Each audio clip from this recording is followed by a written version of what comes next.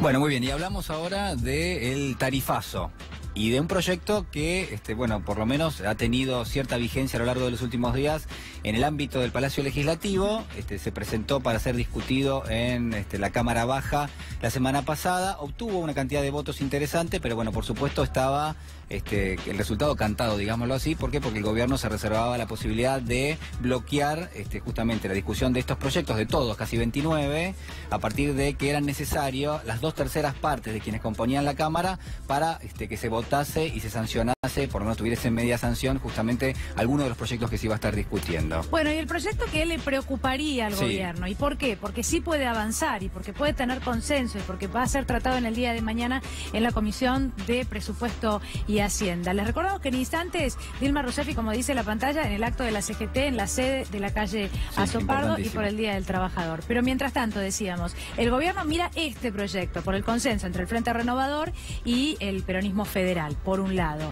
Y por otro lado, porque bueno, mañana en la Comisión de Presupuesto algunos decían, bueno, 29 proyectos, es una vergüenza, decían los detractores, ¿no? Con 29 proyectos no se puede avanzar, es muchísimo, tiene que haber un proyecto más redondeado. Y que les vamos a contar ahora los detalles, bueno, podría ser el que finalmente avance y eventualmente se convierta en ley, o en 10 días, por lo menos, porque esa es la estimación, obtenga una media sanción. Ahí lo vamos a repasar. Dos ejes fundamentales tiene este proyecto, que comparte con muchos otros. Hay que decir que esto prácticamente ha sido en gran medida consensuado. Es un proyecto que nació de una manera y que se fue rearmando en función de lo que eran otros proyectos. Sobre todo lo que hace es, bueno, le pone un freno al avance de las tarifas, retrotrae lo que es el esquema tarifario a noviembre del año 2017 y ata, esto que conversábamos hace algunos minutos, ata lo que es la evolución de los servicios públicos desde ese momento en adelante. ¿A qué? Bueno, a lo que es el coeficiente de variación salarial, es decir, a lo que son el promedio de los salarios y de la evolución de esos salarios que mide el INDEC. Que haya una proporcionalidad, ¿no? Claro, exactamente. Y por otro lado, decías diciembre de 2017, bueno, hay que pensar noviembre, diciembre, ¿no? Fin de 2017, porque otra de las propuestas era retrotraer, pero a enero de 2017. Y era algo que desde un principio parecía que no iba a ser viable, ¿no? Porque era muchísimo tiempo. De todos modos, vamos a los detalles. Las claves de este proyecto opositor. Establece que los incrementos destinados a las pymes no exceda el IPIM. ¿Qué es el IPIM? Claro, el IPIM, claro, el índice de precios mayoristas que tienen las empresas pequeñas y medianas. Es decir, es la inflación que enfrentan las pymes en este caso. ¿Y por qué se hace foco en este proyecto en las pymes? En realidad no es el foco, pero digo, está compuesto justamente por cuestiones que atañen a las pymes. Porque recuerden ustedes que cuando el gobierno y el presidente Macri puntualmente dijo, señores, sí, yo voy a hacer que las tarifas de gas y las facturas que vengan con ese incremento se puedan pagar en cuotas, había excluido totalmente a quienes, a comercios, pymes, cooperativas, no estaban, no formaban parte. Entonces este proyecto de alguna manera es refractario a esa situación y por eso termina incluyendo. Bueno, en este caso lo que hace es justamente ata lo que es la evolución de los servicios públicos y puntualmente en este caso de las tarifas a la evolución de la inflación que enfrentan las empresas. Este es el ítem 1. Bueno, el segundo punto es muy importante. ¿Por qué? Porque lo que estipula es que no se puedan crear nuevos cargos, ¿sí?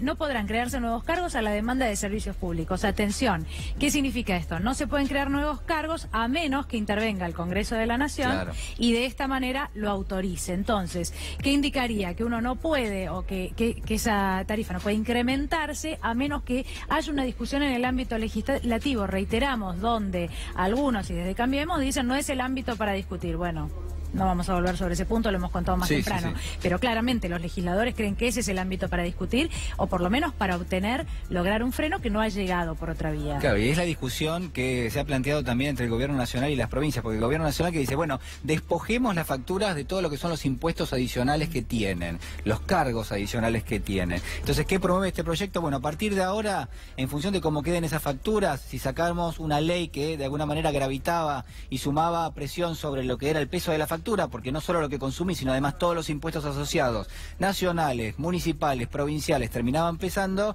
Bueno, si se sacan esos impuestos, que no puedan agregarse, salvo que se discutan en el Congreso. Así es. Bueno, como lo contábamos, no podrá aplicarse cargos existentes que incrementen la tarifa. Claro, exactamente. Es decir, tratan de limpiar un poquito lo que es la factura para que, bueno, para que nadie aproveche y en función de lo que es la necesidad y uno constituye también prácticamente la compulsión de muchísima gente a tratar de pagar la factura primero, alimentos y facturas, es lo primero que pagaste, servicios públicos.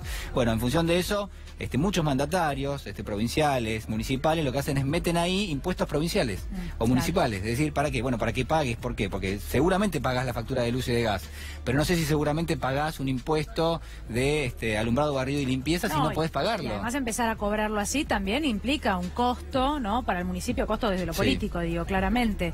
En cambio, en la factura pasa, si pasa, y así ha pasado durante mucho tiempo. Si pasa, pasa.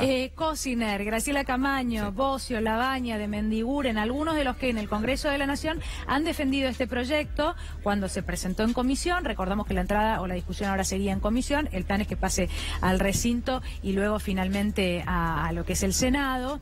Y lo cierto es que, bueno, ya ahí en el Senado entraría la reacción, digamos, de los gobernadores también a partir de los propios senadores, ¿no? Sí, vemos el detalle de lo que sigue, porque la verdad que es un proyecto que es muy ambicioso.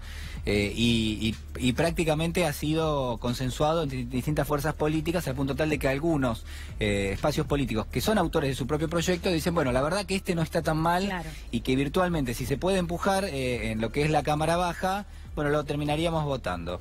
Se reduce el IVA, Daniela, en los siguientes 12 meses de entrada en vigencia para todo el mundo. Claro. Bueno, para que haya cierta estabilidad también, además, ¿no? Porque otro de los puntos tiene que ver con que haya una estabilidad de unos 9 meses, por ejemplo. Bueno, 9 meses o lo que finalmente se acuerde, inicialmente es ese plazo. ¿Para qué? Para que, bueno, por un tiempo, o por lo menos por un año, vos sepas lo que estás pagando o lo que vas a pagar. Porque también ese es otro de los puntos de lo que está pasando ahora, ¿no? Que uno no sabe cuánto va a terminar destinando de su sueldo a fin de mes, o el mes que viene, o en un semestre, o a fin de año. Claro, ¿no? Exactamente. Bueno, en este caso, recordemos que la reducción del IVA es del 50% para todo el mundo, para aquellos que obviamente que están pagando, salvo para aquellos que estén en el registro de tarifa social, que ahora vamos a estar repasando, pasaría del 21% al 10,5%. Es decir, vos pagás o tenés la tarifa de luz o de gas, por ejemplo, y donde dice IVA, en lugar de decir 21%, va a decir 10,5%, y bueno, de alguna manera pesa menos en el total de la factura que vas a estar pagando. Bueno, seguimos. Entonces, se crearía el régimen nacional y universal de beneficiarios de tarifa social. Esto yo lo agregaba antes a este ítem, bueno, lo que es el régimen nacional de beneficiarios de tarifa social, para que haya un orden, ¿no? Un registro, claramente lo está planteando. Pero además, una comisión de seguimiento para saber cuál es y este me parece que es un punto importantísimo, bueno, tal vez me estoy adelantando y venga después, pero de seguimiento de las inversiones que realizan las empresas, porque también es verdad que desde el gobierno nacional el discurso constantemente o el argumento es, bueno, pero hay que realizar inversiones y para esto, bueno, es necesario que se incrementen las tarifas para que las empresas puedan invertir en mejoras y después no se corte la luz y no te corten el servicio, el uso, lo que sea.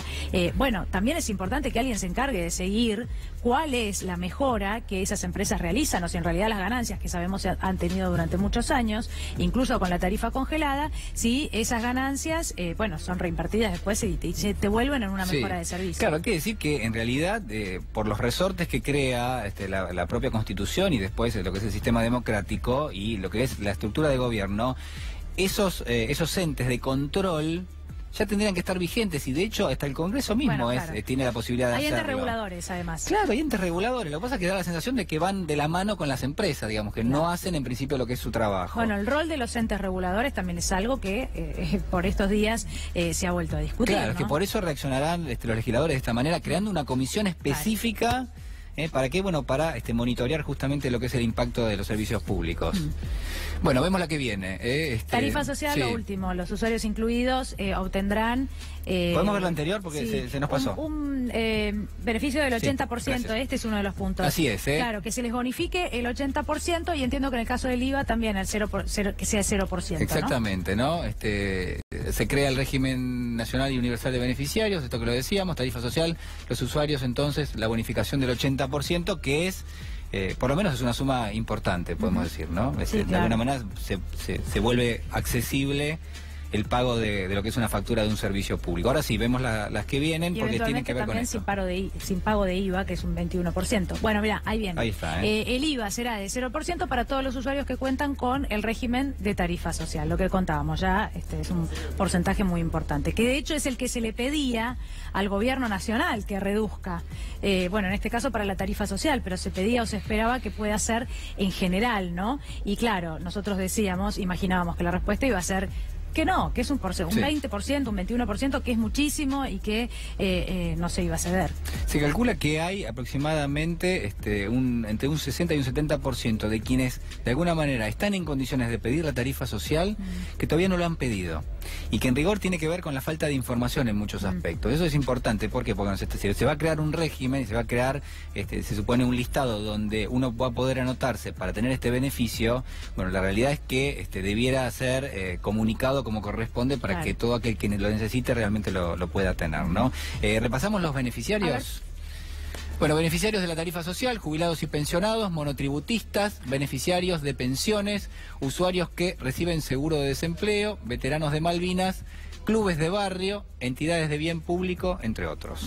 Bueno, acá hay que decir también que en algunos casos, y para el acceso a la tarifa social, hay quienes, bueno, en el caso de jubilados, si no están cobrando la mínima, ¿no? O si tienen un auto de 10 años de antigüedad, o incluso para los clubes de barrio, no es tan fácil acceder, y por eso probablemente, bueno, haya mucha gente que todavía esté afuera, ¿no? No esté amparada por este beneficio. Pero bueno, este es el proyecto que podría avanzar en el Congreso y que, en caso de ser votado de manera favorable, preocupa al gobierno. ¿Por qué? Porque le resuelve, a ver, para ponerlo en una manera simple, a la gente este problema de que las tarifas se incrementen, pero por otro lado el gobierno se ha mantenido firme en que no iba a haber una marcha atrás. Bueno, la vía legislativa podría ser la vía para modificar esto, ¿no? Claro, y hay que analizar, me parece, con respecto a ese tema, cuál puede ser el impacto que puede llegar a tener un potencial veto por parte del presidente de la Nación. Porque hay quienes dicen, bueno, en Cámara de Diputados esto podría tener media sanción. Se va a empezar a tratar mañana en comisión.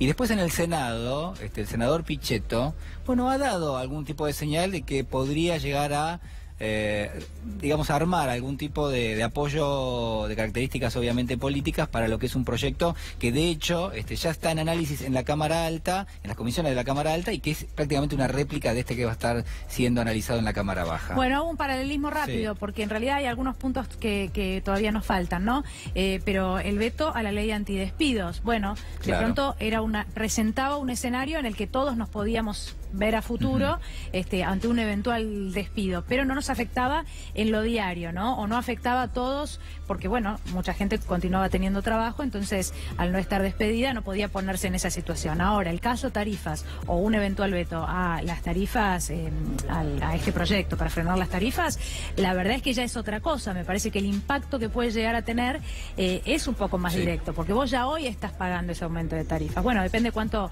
pese, ¿no? En cada uno de los ciudadanos es difícil estimar cuál podría ser la reacción, pero si hubiera un veto, la verdad es que la experiencia inmediatamente anterior que tenemos es la de la ley antidespidos. Sí, y vos, Daniela, hacías mención a los gobernadores al principio, y en realidad hoy son clave los gobernadores, porque lo que muchos le están reclamando al gobierno es: acordate de la reforma previsional.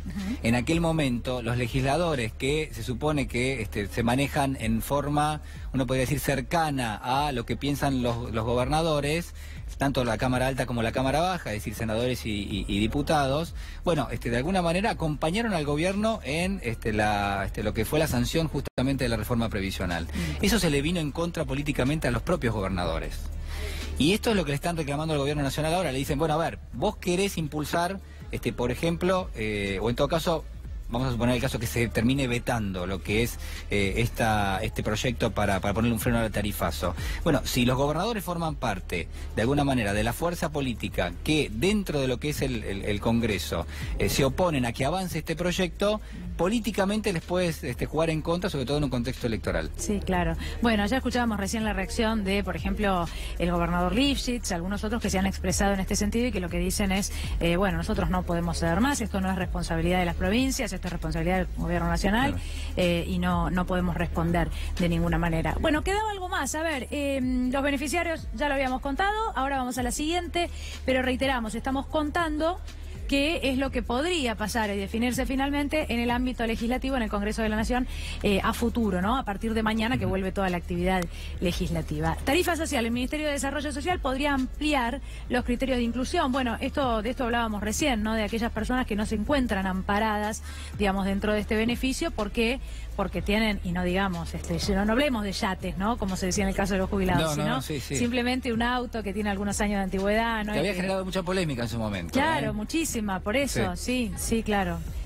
Bueno, la creación de una comisión, lo que contábamos también anteriormente, bicameral, de seguimiento de acciones del Estado. Esto me parece, y reitero que es un punto importante también, ¿no? A ver, ¿qué seguimiento se hará posteriormente o qué control habrá respecto de, bueno, todo ese dinero que nosotros terminamos pagando de más, ¿no? Por los incrementos. Sí, así es importante que exista esa comisión. Ya debiera existir, sin siquiera ser de alguna manera promovida por este proyecto. ¿Por qué? Bueno, porque, a ver, la suba de los servicios públicos no es nueva, es decir, ya data de hace más de 2 años, sobre todo lo que ha sido el incremento realmente muy sustancial, y por eso uno entiende que si los legisladores son nuestros representantes y hay una amplia convocatoria de algunos sectores a reclamar que se ponga un freno, bueno, allí entonces de mínima tendría que ser interpelado el ministro de Energía, hablamos de Juan José Aranguren, que lo fue en su momento, sí, pero que ahora la realidad es que prácticamente, alguien que tiene la incumbencia de tratar de llevar adelante una política de energía y sobre todo una política tarifaria relativamente acorde con lo que es la situación económica, lo que hace es promueve directamente, permanentemente, la suba de tarifaria, es decir, que las empresas terminen teniendo mayor rentabilidad todavía, cuando hay muchas familias que no lo pueden pagar. Sí, y más allá de la presencia, eventualmente, de un ministro que va un día, da explicaciones. Sí.